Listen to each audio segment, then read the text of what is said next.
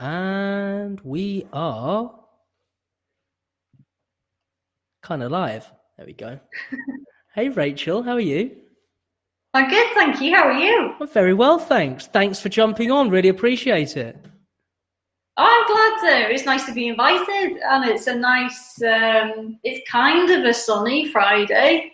It has been sunny. It's been lovely. I actually sat outside, half naked, got all the body out, and actually felt like I might have got a bit of a tan. I don't think I did, but I tried. Yeah. Well, you won't be going on a holiday, so at least you've got something. That's it, and we all need that vitamin D, don't we? You do, yeah. There's only so many other sources. And I think as long as you can live on kind of tins of tuna, you're winning, really. That's it. Get me the tinfoil hat as well, and then I think we got your alien resurrection going on. Yeah, we're fine. We're no problem. No. We're absolutely fine. Well, thank you so much for jumping on for this, because obviously this is podcast episode number 3. So welcome to that, and thank you for being so kind as to join as well. Now, for everyone who doesn't know, Rachel Moan is the CEO and founder of TLA, which is Train Like an Athlete, which is a virgin startup, I believe, from what I've read. And it focuses primarily on performance psychology and disseminating that information. But I'd like you to tell me a little bit more about what TLA does, if that's all right. So I can give the kind of the spiel, but basically a really down-to-earth version is everyone should have access to things like psychological therapy and ways where they can feel good about themselves and ways that they can do the best that they can do for whatever they want to do. And sports psychology is such a good way to do it, because it normalizes things that people might not want to use. Like, they might not want to use psychological therapy, but sports psychology, we use it in an applied sense, and it can be applied to so many things. And it's really fun, but it's just so interesting and exciting as well that we wanted everybody to be able to use it. Okay. And so why the interest in performance psychology? Now, I'm going to guess it's probably goes back to your dancing, right? Because I know that you didn't do anything regarding performance psychology at university, did you? No, I didn't. I did history and commercial property management, which is not related. That's perfectly reasonable. So I imagine it stems from your dancing days. It does, yeah. So growing up, I trained professionally as a dancer. So I went to a different kind of school. Like, I didn't go to normal school, and I was in school till like 7 in the evening and weekends. And it's very much like, say, abroad in China and Russia, you have gymnastic schools where the kids, the girls and the boys, they do some academic work, but it's kind of like 14 to 18 hours a day they practice professionally, and all the time it's in that kind of arena, it's pushing yourself to the absolute brink all the time. So we try to take that but do it in a normal kind of way. And the other thing we've done is add the mental health element. Before we get onto the mental health element, what do you mean by you tried to put it into a normal kind of way? Because the thing that I absolutely hate is life coaches. Like, I just hate that thing. And I've seen people like Tony Robbins live and different people. Look, if you think about the Grant Cardone type thing and Gary Vee, like, some of the things they do, I really like. And they're kind of done as these like motivational speakers, and there's so much money in like live events. And I hate it. I've been to some. But I hate this thing that to kind of learn how to motivate yourself and do well, you have to pay £6,000 for a course.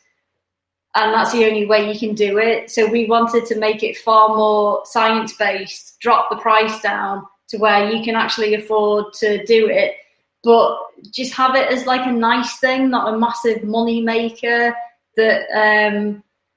Can't think of a way to describe it without swearing. But it's just it's fine. This is not a PG. Okay. It's such a wanky thing, like motivational speaking, and I hate it. It's horrible. So we say it's performance psychology. It's not wanky motivational crap. it's usable stuff that is based on science. Okay. I feel you. And that's, I've got to be honest, that's kind of part of the reason why I've started How to Startup as well, because a lot of it comes off the back of, you know, the likes of your Gary V's and your Tony Robbins, who, as you said, £600. I'm pretty sure like Tony Robbins offers diamond seating for $2,500. I've been on that. Yeah, I've done it. Yeah, I've been to UPW. Done it. Yeah. Hold up, you went on the diamond course? Right, where you can't go to the bathroom, you can't get food, the queues are crazy, but you dance, like they have these dancers at the front, and you dance for 10 minutes. So, it's an eye-opener. I did my budget. It sounds absolutely bonkers. But I think one of the main things that has perturbed me about those things is it's incredibly culty. It's weird, like it is really weird. And there's some really interesting things about it, like they have these helpers and they say like Tony Robbins coaches. And so I looked into it and I said to them like, oh, so how do you get to be like a Tony Robbins coach? And she said, oh, well, you go through all the training, it takes years. And then you go to his private like reserve, almost like a game reserve. And you go for a couple of weeks. And I looked at the price of this and they have spent so much money on that. It's insane. And you can apply to be a volunteer, as in just to help out, and it's volunteer. Yeah, no, it sounds it. I mean, that's it does sound like you are voluntary disciples in the Tony Robbins cult, and that's what it says to me. And again, that's why when you've got these Gary V's and Tony Robbins, Grant Cardone's, Ty Lopez, and whoever else, they're often giving you all this motivational spiel. But first and foremost, my issue with motivation, the word motivation, is actually, funnily enough, what a kind of more laid back, I wouldn't say life coach, but more like, I suppose he's a life coach. I can't really think of any other definition for him. But his name is Rag Parkash, and he had a slightly different approach. I went to a meetup group where he was saying, I don't really believe in the word motivation, because at the end of the day, you shouldn't have to feel motivated to do something you don't want to do. In essence, if you're hungry, are you motivated to go and fry an egg? No, you go and do it, don't you? So I don't really use the word motivated. So if you don't feel like you want to do something, don't do it. I mean, don't pressure yourself into it. Don't put unnecessary pressure on yourself, because you'll end up just being even more, for lack of better terminology, demotivated and end up in a negative cycle. So I quite like that from a certain perspective, because it just gave me an excuse to lie on the sofa a bit longer. That's a joke. But from the second perspective, I think there's also, because, you know, the likes of Ty Lopez, Grant Cardone, whoever else is being put on this mantelpiece of success, primarily they're not going through it at this moment in time. They're not the ones that are actually on the front lines. They've already made their millions, and kudos to them for doing so. But to actually give out and dole out advice from their perspective when they've already done it, but they can't dole out advice to people who are just starting out, because one, they're unrelatable, and two, they don't really know themselves how to start up a business themselves without their clout and without their money anymore, do they? So that's why I have a bit of an issue with it. And that's why I like interviewing people such as yourself and others, so we can actually give, and yes, I do have a hashtag, real-time advice. Yeah. I like it. Do you know, can I give a suggestion where you should check out? Yeah, sure. So, I don't know if you've heard of it, but on LinkedIn, there's a big thing called the Entrepreneur. It's called Mike Winnett, the Entrepreneur, and he actually investigates people like, not Tony Robbins, but it's Grant Cardone and Gary Vee and those kind of people. And the videos are directly related to what you were talking about. It's really interesting. It's really funny. Love that. Well, it's been written down, Rachel. For special things and special places. There we go. Excellent. No, I'm glad we touched upon that. It's fantastic. So just going back to because you call TLA a performance psychology movement. So what would you define under the branch of performance psychology then? What are the things that you're disseminating? Performance psychology is basically, it's psychological concepts that you then apply to more normal kind of things. And where sports psychology really works is every professional athlete, and especially sports teams like the British cycling team's a really good example. All of those people who are training, they all have a sports psychologist, because it's seen as you cannot do it unless you have a psychologist working with you.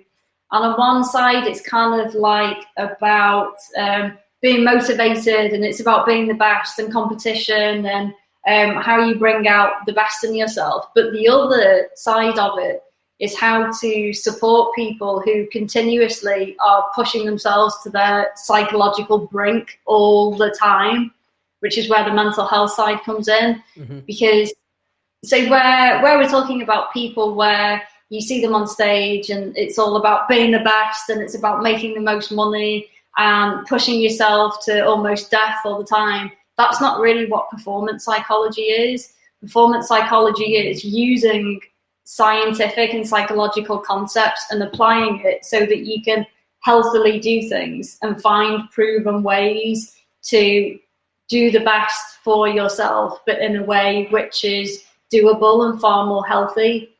Because I think there's some really, really dangerous ways to do with competition where people can really fall down and can make themselves very, very ill, which is the whole other side of performance psychology. It's about supporting people and not just about pushing themselves to the brink every minute of every day.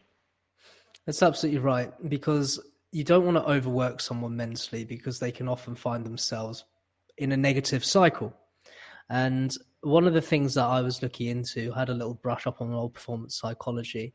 Obviously, one of the main things is beating yourself up. Say, for instance, a tennis player beating himself up, missing a shot, and then ends up in a negative cycle, and he doesn't end up dealing with it properly. In essence, I'm actually talking about myself because I played tennis when I was growing up, but that was something that I personally struggled with, and that's what really, really got me quite interested when I found TLA online, and obviously yourself.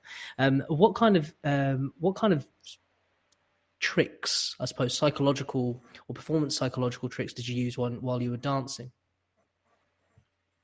So this is a weird thing. I think because we didn't have the benefit of people like performance psychologists, I don't think you have that. So what I experienced was literally pushing yourself to the brink all the time. Interesting. At the same time as doing things like GCSEs or, you're trying to make friends.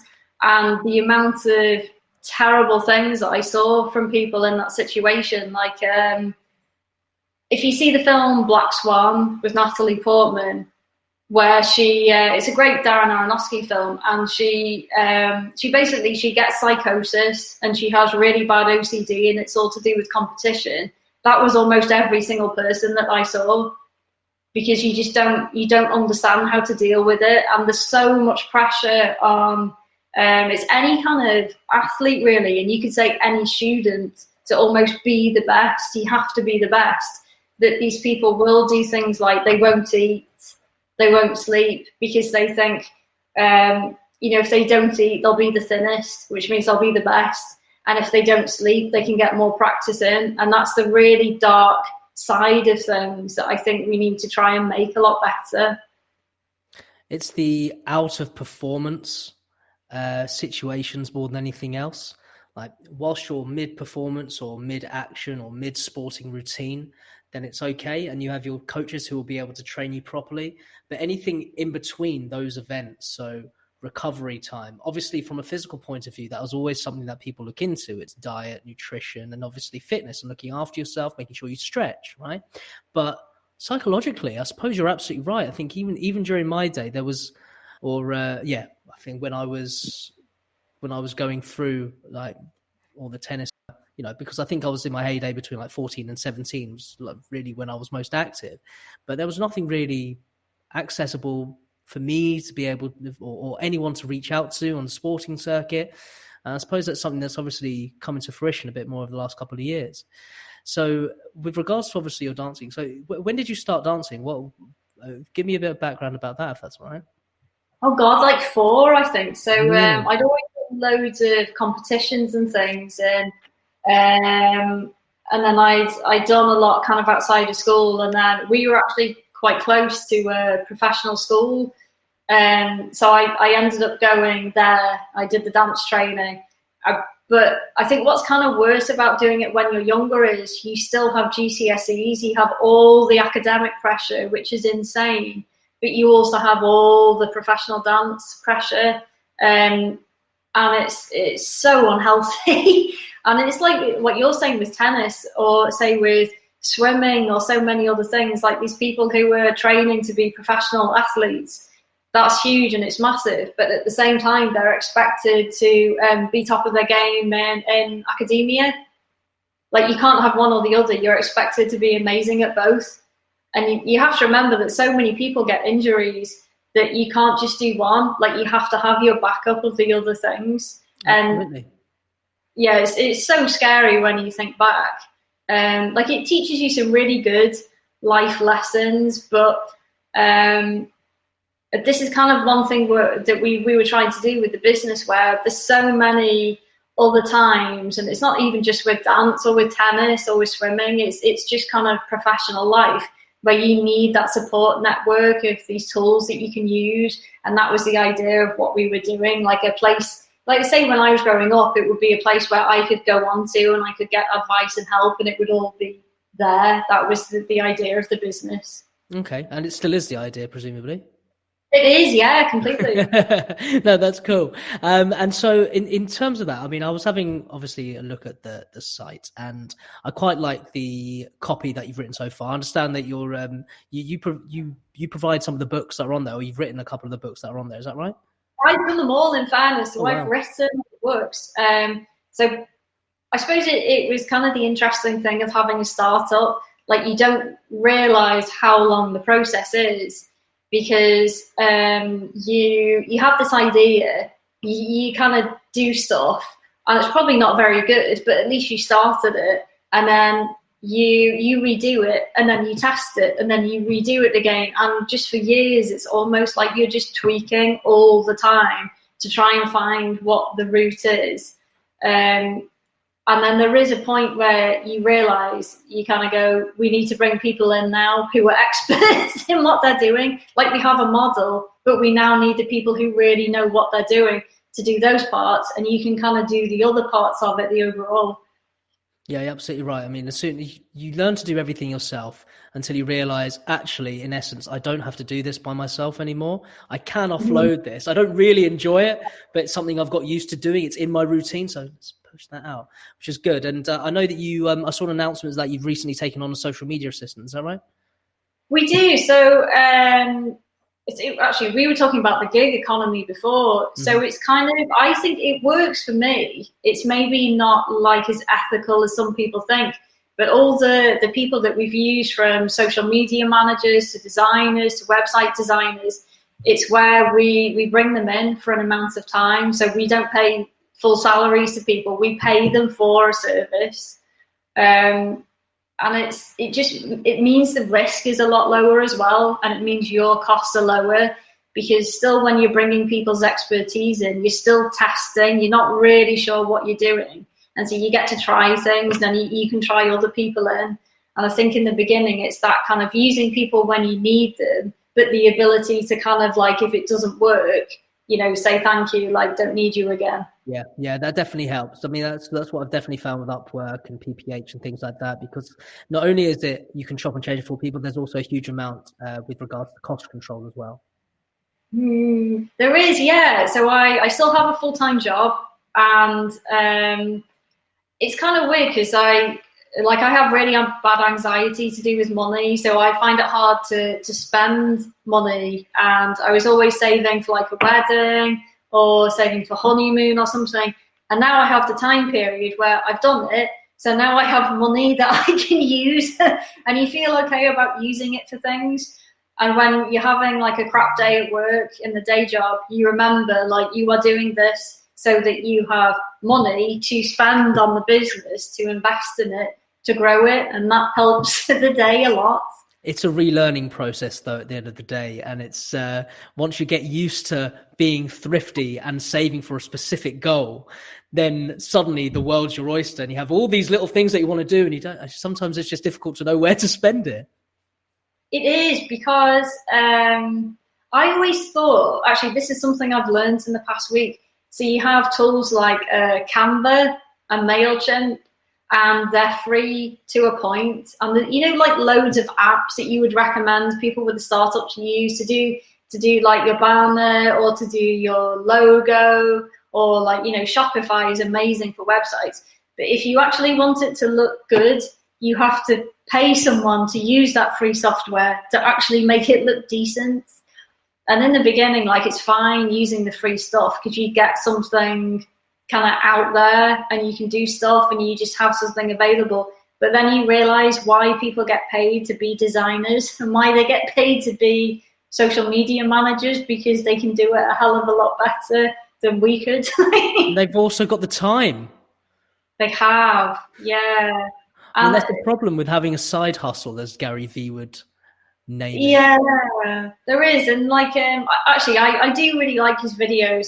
And he always kind of says, like, so many people so he has like D-Rock and he has all of his, his media team, because he's really crap at it. He can't do it. So he gets them to do it and doesn't worry about it. And it's the value of that when you kind of have to not be too proud. Like, you can buy all these online courses to teach you how to be amazing at Instagram, but you still end up quite crap because it's not your speciality. See, I have a lot more respect for people who do branding and graphic design and social media, because I realize how bad I am at it. So. Yeah, I've tried to self-teach graphic design, like logos, even video animation. It's really hard. So hard. And so I become well versed in Upwork. I like it. Yeah. And there's so many people who can do it, and you always kind of think like, oh, it's too expensive, it's not kind of worth it, or I could do that myself. But it doesn't work, because if you get someone who's good, you just pay them little by, to kind of do small amounts that actually make a massive difference. And I think sometimes it's having that confidence and letting yourself do it, because I think in the early stages, you can waste a lot of money. So it's almost like in the beginning, you do try and do as much yourself as you can do. And then you kind of release yourself from it once you think you've got what the model might be, and you think kind of what you might be doing. You can bring people in to be really good at those things. Yeah, and I just literally was about to ask you a question and then completely forgot it. Okay. No, you so it's you have all these kind of, I suppose it's, when did you realize that you had got out of the bootstrapping phase, I guess? About 2 weeks ago. That was it. And that was literally because I think it's maybe because of what's happening at the moment, because you realize if you are in a job and you can work at home, you are so much luckier than most of the rest of the people now. Like, if you still get money each month for doing a job, you can really use that money for things that will make things, a lot better. And we've got a lot of friends who had restaurants and had bars, and they've lost everything. But they're prepared to start the game, and they will start the game. But have they had to actually close down already? Yeah, they've gone. Yeah, so there's some they filed for administration because they know that it's terrible, and it's honestly, let them know. My thoughts go out to them, because that really sucks.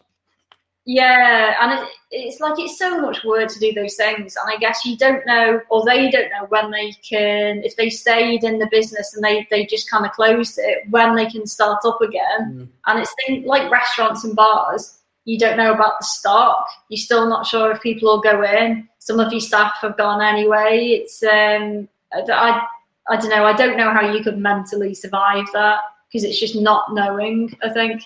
No, I suppose there's that element of entrepreneurial resilience that you have to have, especially when you go into the food and drink industry, and more particularly into hospitality and opening up your own restaurants, whether it be a small little startup in, I was about to use the example of Brixton Pop or what's it?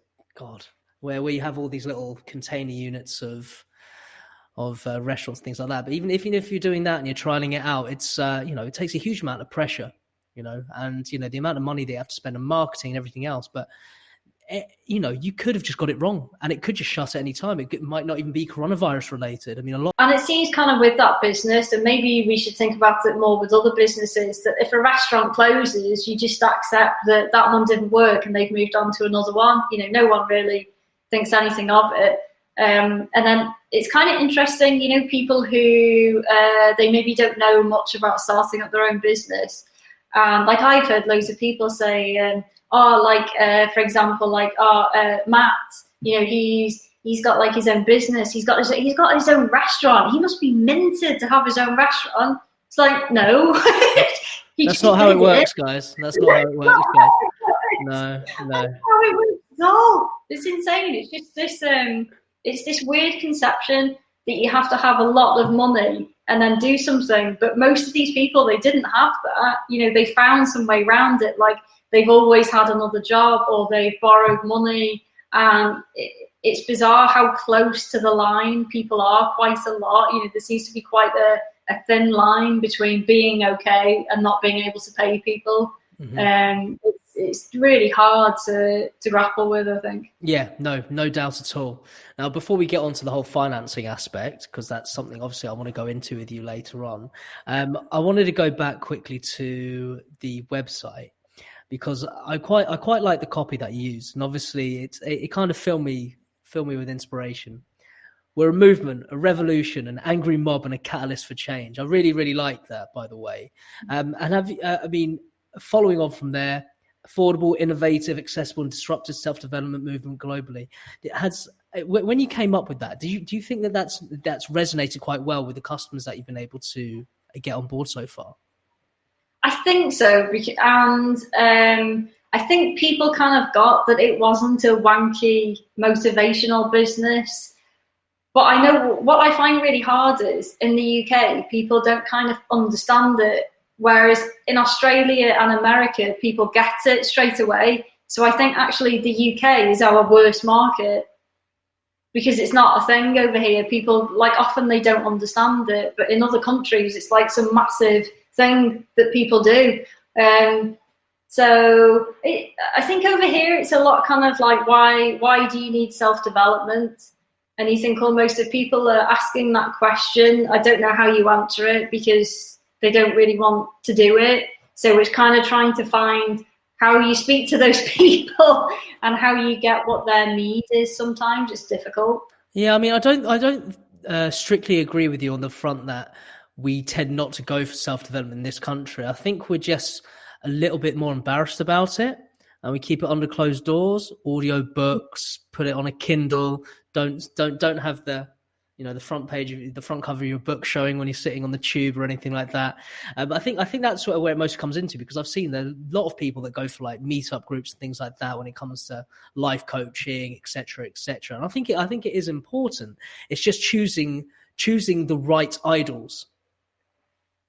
That's true, yeah. So I think when we were talking about people that you see on stage, I think that's what's given it a bad name quite a lot. Yep. Whereas maybe kind of what's happening at the moment, people kind of find different people to look up to, like people who dedicate their lives to things for other people.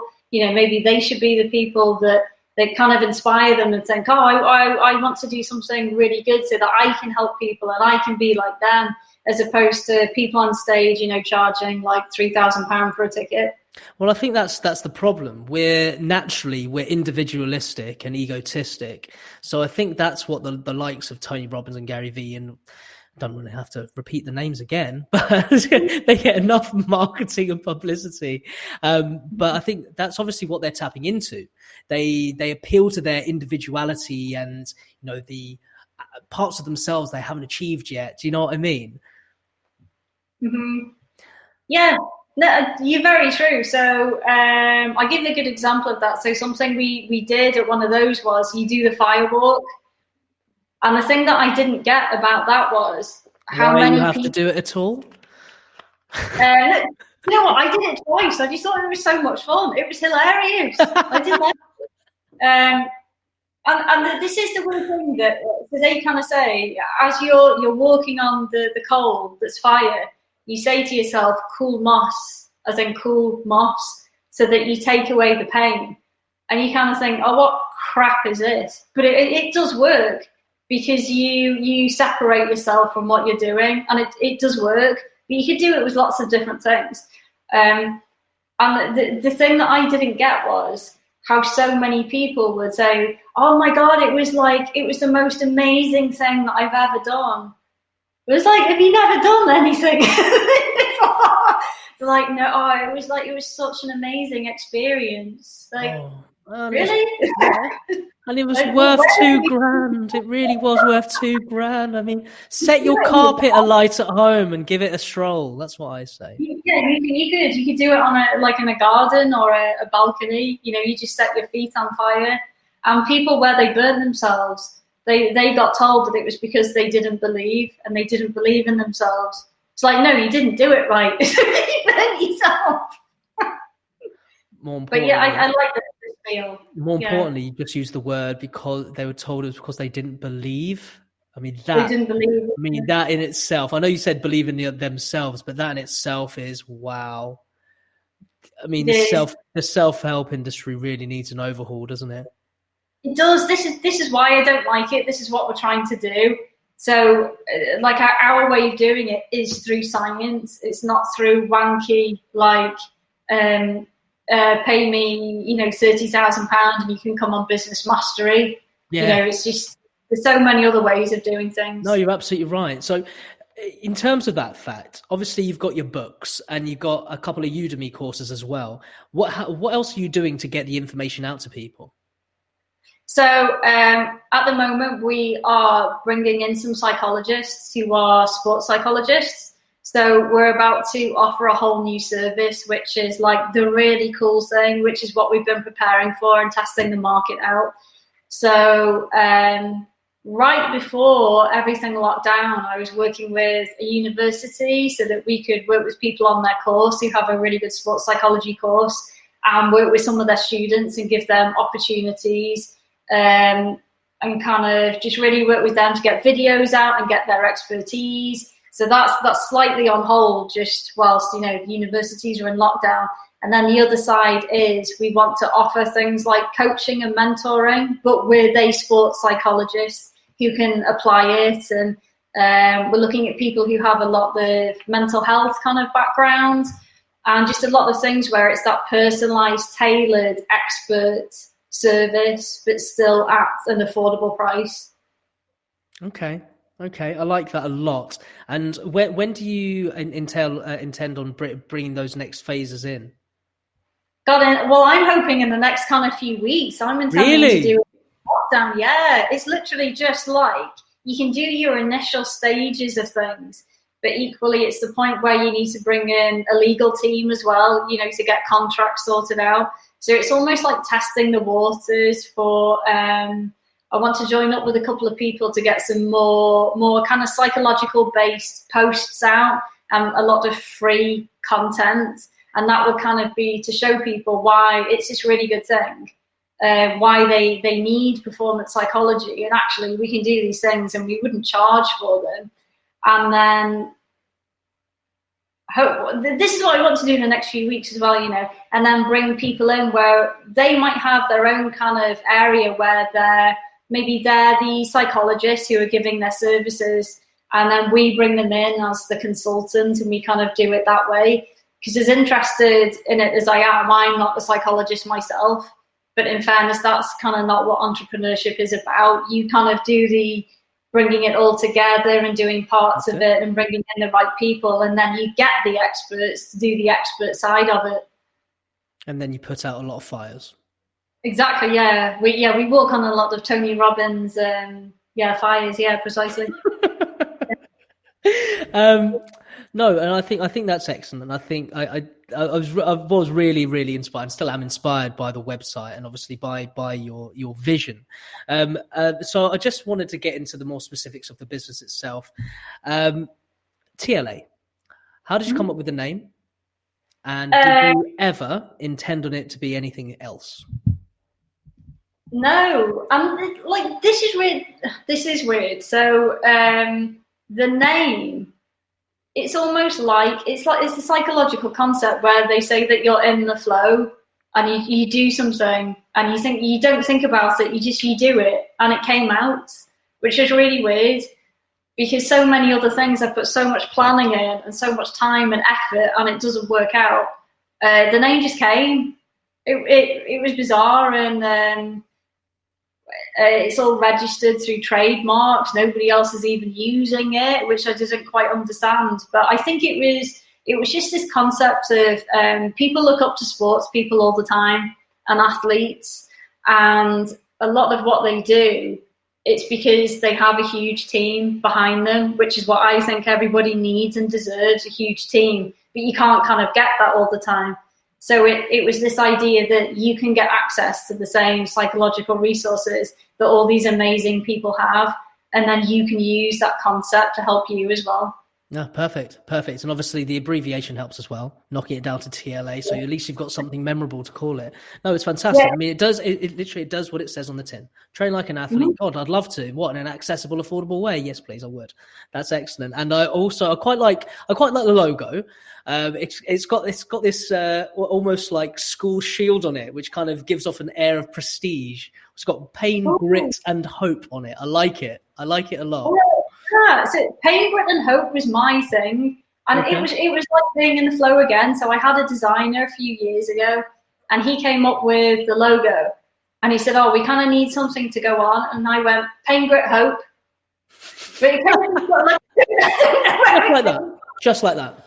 Where it came from. Okay. But it just, I think because it worked, it was quick, and I don't know about you, but I kind of find like, when you have an idea and it comes like that, it means it's quite a good one because you don't think, it comes out, and it's a sum of all your experience and your kind of research, but you've not thought about it much, and it just comes out. Yep, absolutely. And you prevent that kind of psychological misdemeanor of overthinking. You do. Yeah, that's so true. And it sticks. And then, so kind of a few years later, you might move on to different designers, and you find kind of mistakes you've made, like we were never sent the high resolution versions of the logos, so we just had to send that off for somebody to mock up again. And then I appreciate your comments on the website as well. So that was actually done through Shopify. Shopify is an awesome website that has amazing templates, and I think I pay something like, it's about £20 a month, and that includes all your hosting, all your secure payments, just a ridiculous amount of stuff. I'd heard that, yeah, because really weirdly, I was on honeymoon in Chiang Mai it was only about a month ago, and I hadn't realised, but Chiang Mai is one of the epicenters for dropshipping. Is it weirdly? Yeah, and Bali apparently. Bali, I'm unsurprised by, because obviously it's quite an expat area. Chiang Mai, I know 1 or 2 Brits that live there currently, but I didn't realize that would be such an epicenter for drop shipping activity. It is a bit weird. I'm not quite sure why. And I'd read this really good article in Wired magazine about drop shipping. And first of all, it sounds so kind of cool and it sounds so amazing, but so many people say they just can't work out how you make that much money off it, because so much money goes into advertising and marketing before you can get anywhere with it. That's it. I mean, I started my own little drop shipping business a while back. It was a burning fat machine, something or the other. Obviously I didn't sell any. Why would I? But it was good. It was good practice. Because I really wanted to get into it, and within about 2 weeks, I'd set up my Shopify page, started the Facebook ads, managed to start. I started from a social proof of targeting, like Facebook users in developing nations to keep the cost down. Then slowly targeted and funneled into more targeted consumers in the West. And it seemed to be working, but I'd run out of money, so I gave up.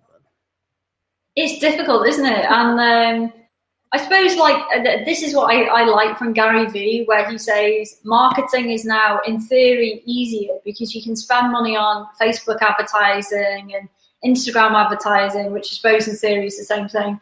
But you get the data that you can take from it. And at least maybe for next time, you know what doesn't work or what does kind of work, and then you can apply it, you know, to the next thing. That's really helpful. No, that's absolutely right. Which actually brings me on to, in terms of obviously the customers you've got through TLA so far, I know, how have you been able to reach out to them? What's been your process? Have you done email marketing, social media ads? What's been your process? It's been quite random. So the startup way, Rachel, the startup way. Yeah, like trial and error. That's basically what it's been. And actually, just before we got on, I was talking to the designer who I'm now paying to do a little kind of MailChimp post campaign. So we just paid more money just to get somebody to mock up like your page where you sign up to the email list and you get something for free, and then you've got their email address and then you target them. But I think I had a couple of books on Amazon, and that is the big seller areas. It seemed to be India and Australia, which is, it seems quite random. Yeah, it's very chalk and cheese, yeah. Yeah, it is. And then the most success, as in for numbers sold, and also being able to mine data to kind of see how it works, was a charity in America where they do this thing every year where people pay something like $40 and the charity partner up with different educational providers. So you almost kind of give away your courses and it's for charity, but you get all the data and you see what works. We were selling a ridiculous amount of units every day where you kind of go, oh my God, if we weren't doing it for charity, we would have made serious money. But it's great because I talk to him now and basically say, how did you get those customers? Like, how did you target those people? How did you know who to go to sell the bundles of courses to them? And like, how long is it taking you to get all this knowledge from? And I think he's the same. It's trial and error. It's finding things that don't work, and later on you kind of go, oh, that kind of works, so we'll spend money targeting those people, and that's worked.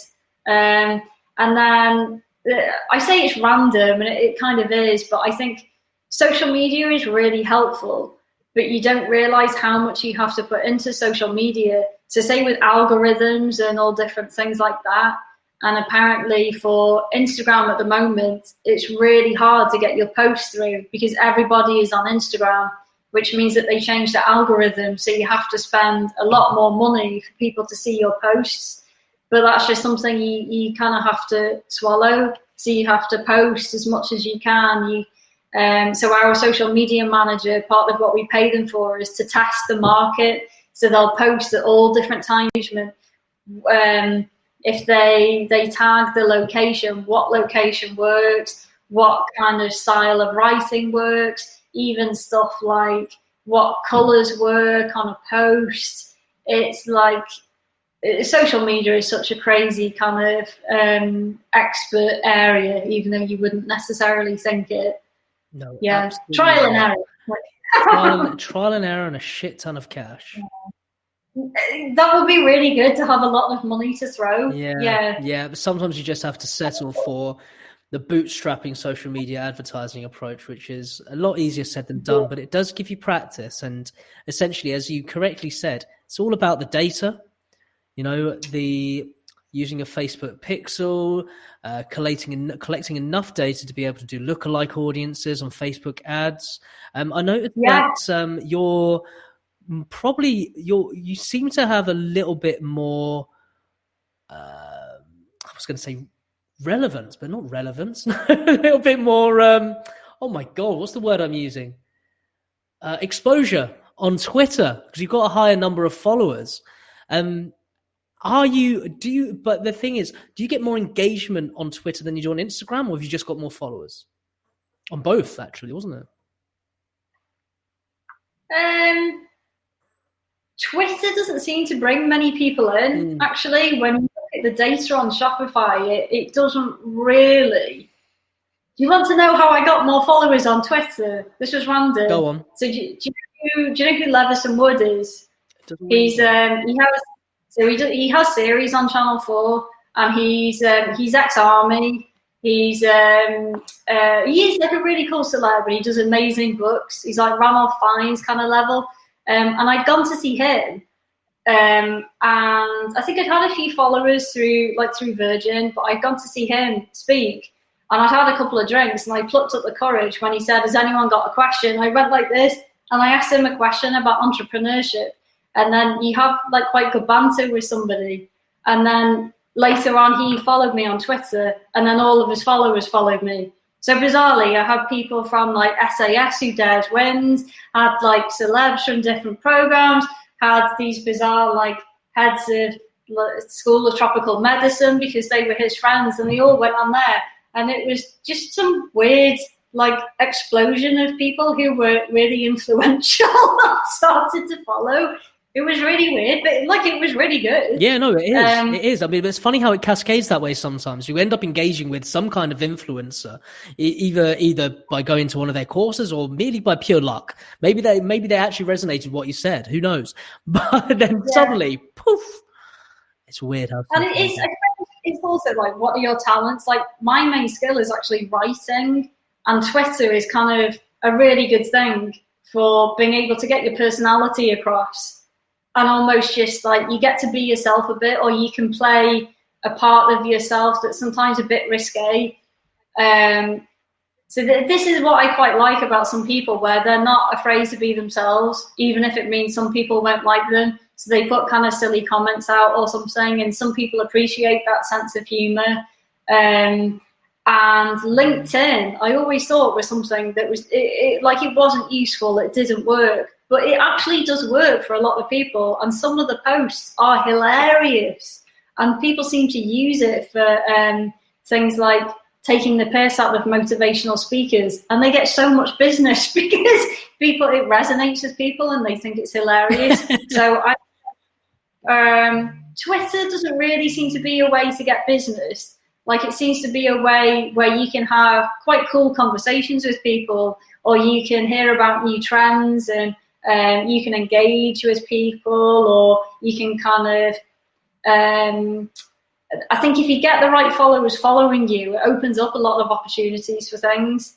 LinkedIn is actually where I think I spoke at a conference in Panama last year through Zoom, and that was because the guy who founded it found me on LinkedIn. And then I think the best, well, obviously apart from this one, the best one I did was about 2.5 years ago, and it was with it was a podcast place in Australia, and they were really cool. That was really good fun. And the week before was a guy who got interviewed called Jack DeLosa, who in Australia is like Richard Branson, but a lot cooler and better looking and a lot younger. And that just opened up some really big doors, because I got talking to him, and he kind of goes, "I'll just send my PA a message if you want anything," you know.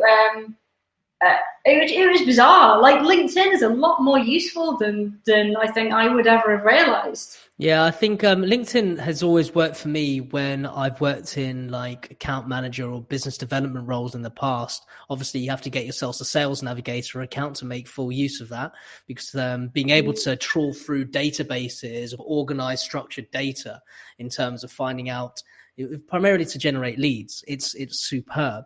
But I've never personally used it from really a personal brand marketing point of view. I did that with Twitter when I used to work in cybersecurity, and I managed to build up a 1,400 Twitter following, which was cool. Then I went traveling afterwards, so I gave up on that.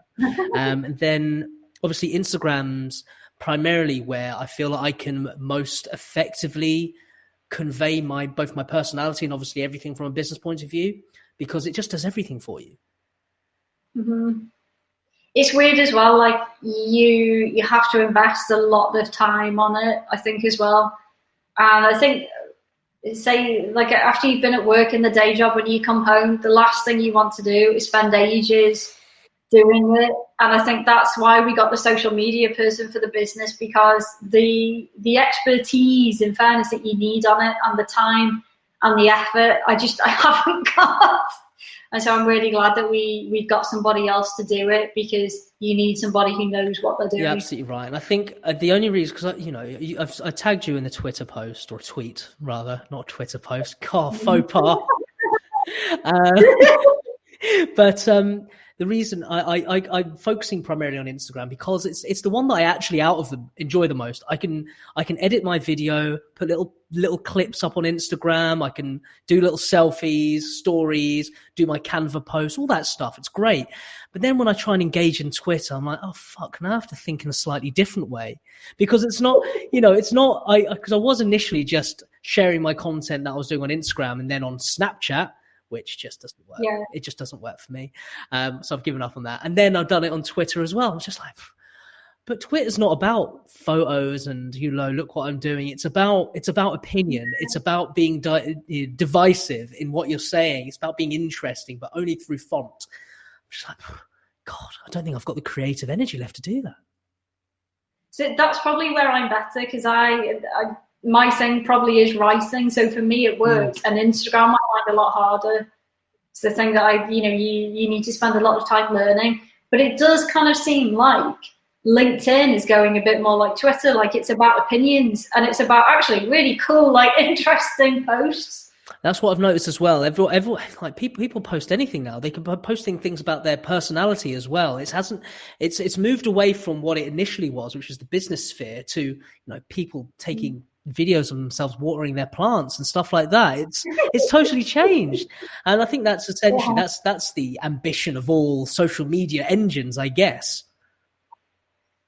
Yeah, and then I think as well Facebook, which I think Facebook own Instagram anyway, but Facebook actually, for the page we have for the business, has of any social media platform the highest engagement rates. And I'm not quite sure if the reason why that kind of works, but it does seem like Facebook is quite underrated as a business page. That's why things like Shopify are really good, because you can track everything through. When people are going on your website, how do they go there? And most of the time it's through Facebook. Yeah. It is because Facebook ads are so bloody powerful. I think back in the day, like when I was doing my Shopify page as well, you could do Facebook likes campaigns. So people just like the page. You can't really do that anymore. I tried it. It's some weird dark art. It's so weird. Yeah. You have to be a weird little nerdy magician for that, don't you? So I don't fit into that box. No, I was a bit kind of confused as well, because when I went to the social media company who now do the social media, they seemed really good. And then when I looked at some of their other clients, a lot of them, it was to do with hairdressers and nail technicians. And I thought, oh my God, then they won't get the theme of it at all. So I'll use them once and then that's it. But in fairness, they were really good. It's just for some reason, maybe how they market themselves, hairdressers really like to use them.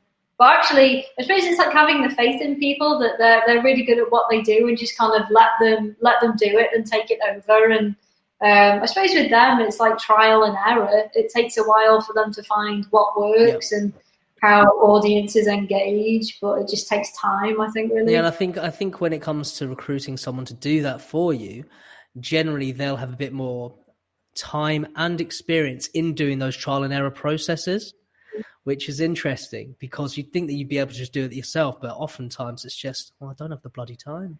And that's it. Yeah, and I think you don't realise how hard it is until you do it. Yeah, like it seems so easy, because you think there's so many people who, they post photos up on bloggers and they do so well. But I bet either they're not doing it themselves, or they've had a hell of a lot of training to be that good at something, and they probably don't have a job either. Like that's their thing that they do. That's their thing. It's quite interesting, because that one thing that I haven't really covered off in any of my last 3 episodes is financing. Obviously, I'm hoping to come across some guests who've gone through like crowdfunding processes, VCs, that kind of thing. But obviously, startup loans, because obviously I know from Virgin Startup, you can essentially, You take out a loan between £500 and £25k. You get a one-to-one consultant for 15 sessions, 6.7% APR, which isn't essentially the lowest out there. You've got startup loans, which are backed by the British Business Bank, 6% APR and 12-month support. The government does exactly the same. So what was it about the Virgin startup loans and I suppose the Virgin Group, the non-profit itself, that attracted you to it? And why did you go there? I think so. I'd always had an interest in them. And the story I always say is, so I was working in Crewe at the time, and the main thing about Crewe is that they have a really good train station. Like that's what Crewe is for. So HS2 are meant to go through. That's the main thing Crewe is. And I was walking through, and I was so just like down and depressed from work. And I was walking in through the train station, and I saw this big sign that said, Virgin are now funding businesses. And it said, do you have an idea? Get in contact. And it had a bit about Virgin Startup. And I remember thinking, wow, I wish I had like something where, that was my kind of future and I could apply for it. Like, it would be so amazing. And I kind of said, oh, well, why don't I do it? And I was like, wow, it's so exciting, like Virgin, but I bet I don't get anywhere with it. I didn't expect to get anywhere. And then I applied, and if you've kind of not really been through the process before, they put you with a local business partner. And I had a really good one, and she came to visit me a few times, and she helped me with the business case and helped me understand things. And then they say, so we'll submit it, but you don't know what will happen. Like, in fairness, they could well say no. And then when they said yes, I was quite shocked, like quite surprised. And I think it's maybe changed a bit slightly because they've made it a lot bigger. But the stuff that we got invited to and the things we got involved in were completely insane. Like what? So I went to the Virgin Unite anniversary event in London, which was presented by Richard Branson. So Sam Branson was one of the people. They had Aloe Black as a live musician, and there must have been like only, 300 people at the whole event. They had the ex-president of Costa Rica, the ex, I don't think she was the Queen of Jordan, but she was kind of Jordanian royal family. And it's because all these people are in the carbon war room. And all these, it's the Virgin not-for-profit group, Virgin Unite. And that was really weird. And then I think a few weeks later, we were sent to an event in Newcastle, at Newcastle University, where Richard Branson was doing a talk to students. And so me and this other guy, we went together, and we kind of said, this isn't really normal, is it? So you just get invited to something, and you sit there, and Richard Branson is talking to a load of students in front. So the opportunities they provided have been insane. And then I'd been to an event. It was the launch of the International Festival for Business, which they had in Liverpool a few years ago. And it was done on a Virgin train from Liverpool to London. And so we sat on a train, and Wayne Hemingway was our mentor. So he just mentored us and told us basically how to be in business. And they had some other entrepreneurs from Liverpool. And that was really random. And then the contacts that you make from that, like years later, I'm still in contact with all of them. That's fantastic. Yeah, it was really bizarre. And then the hard thing is from that actually setting up the business and doing it. So you have all these really cool things, but you do have to set the business up. Yeah. That's the hard work part. No, really. Yeah, but they do give crazy opportunities. And I think it's a bit bigger now than what it was, but I remember a couple of years ago, they also ran a competition where basically Richard Branson wanted one of the Virgin startup businesses that was doing something good, not necessarily not for profit, but something that would change people's lives. And the prize was you went to Necker Island for 2 weeks, and he mentored you, and you were on holiday in Necker Island. Didn't get to that, but then because I applied, I went to the Virgin Unite event, which was like ridiculous in itself. But they do give ridiculous opportunities to people. Yeah, so it's crazy. So since, because this was 4 or 5 years ago, you got the loan. Yeah. Okay, so since then, so for the last couple of years, have they continued with their support on the networking front? Yeah, they do. So I think I've got a couple of webinars coming up with them. So they've kind of changed the model slightly. So we used to get a lot of free training where you just go on a train to London, and I think like the head of procurement for Virgin Atlantic could speak to you about how to get your products on Virgin planes if you were doing that kind of thing. So they've changed it now, so you have to pay, and I think anyone can go now and pay. So they've made it slightly a money making thing. Yeah, Yeah, that's a bit different. That's not kind of what the concept was and meant to I be. imagine because the initial concept was not for profit, going to help out these small fledgling entrepreneurs with wild aspirational ideas. And obviously you said, did you take it up like during the first year or two of its inception?